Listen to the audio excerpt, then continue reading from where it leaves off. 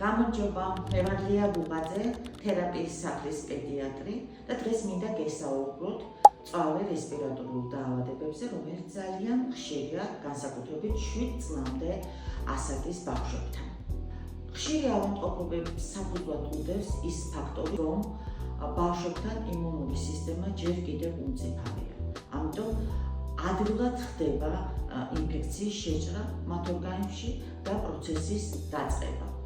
მწვავე რესპირატორული დაავადებების დროს ეფექტურია ბუნებრივ ნედლეულზე დამზადებული მედიკამენტების გამოყენება, რომელიც აძლიერებს მის იმუნურ სისტემას და გამაჯანსაღებელ ძალებს.